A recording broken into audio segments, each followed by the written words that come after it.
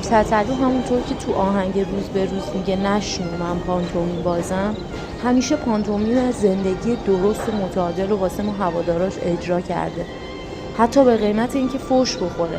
واسه اینکه بهتون ثابت بشه کل 20 سال زندگیش رو یوتیوبش هست، خودتون بریم ببینید. مثلا واسه تشویق ترک سیگار هرگز نصیحت نکرده، همیشه خودش رو سپر بلا کرده و جلوی دوربین سیگار کشیده و کلی فحش خورده و بعد این یه پدر دلسوز و همراه اومده گفته ببین منم سیگار میکشم ولی ورزش هم میکنم.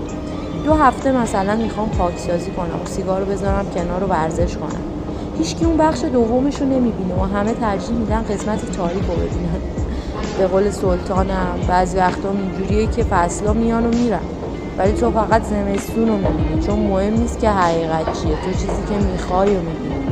میخوام حقیقت رو ببینم، میخوام از زمستون بگذرم بلکه بهار رو ببینم.